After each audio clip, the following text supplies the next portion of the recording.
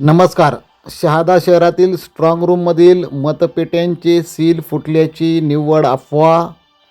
परिसरात मोठी गर्दी.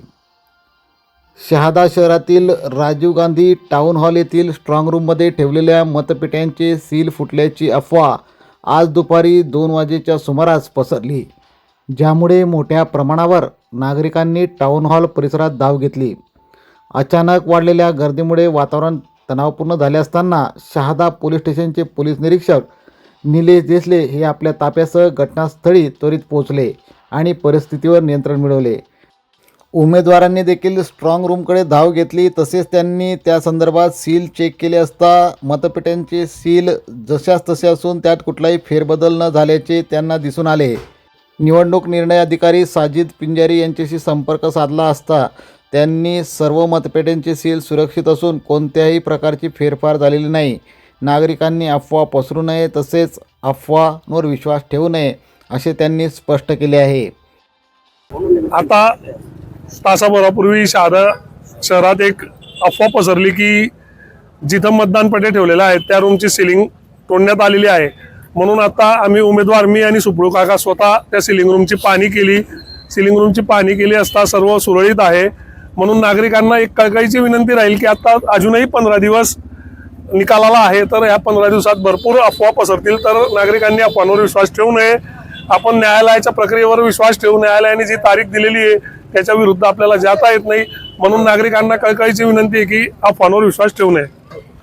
अफवा पसरली की जे सील आहेत ते तुटलेले आहेत पेट्यांचे, त्याबद्दल आपलं काय मत? काही नाही, मी स्वतः माझ्यासोबत वकील साहेब होते, हे प्रतिनिधी आहे. आम्ही स्वतः जाऊन बघितलं, तिथं काहीच नाही. आणि शहरातील लोकांनी अफवावर विश्वास ठेवू नये.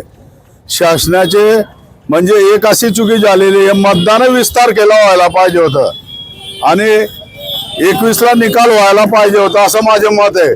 कारण की 15 म्हणजे 3 तारखेला जर पेट्यांचे निकाल लागला असता तर हे उमेदवार आणि शहरातील लोकांची मनात शंका आली नसती असं मला वाटतं.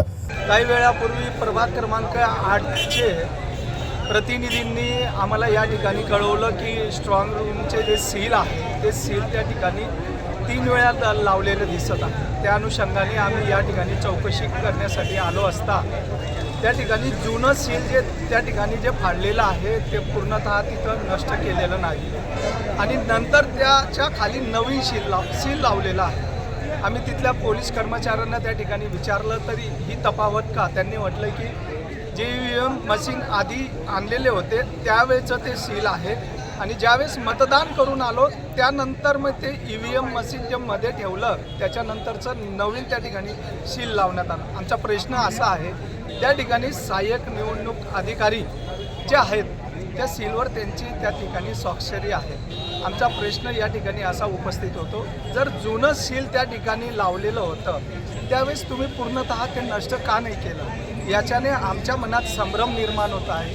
संपूर्ण उमेदवारांच्या आणि त्यांच्या प्रतिनिधींच्या मनामध्ये संभ्रम निर्माण होत आहे की या ठिकाणी काहीतरी छेडखानी झालेली आहे का?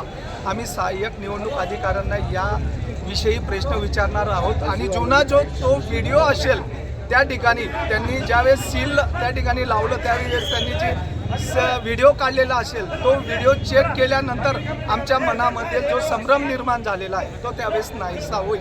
जोपर्यंत तो पाहू शकत नाही तोपर्यंत आम्ही सर्व उमेदवारांच्या मनामध्ये तो संभ्रम कायम राहील.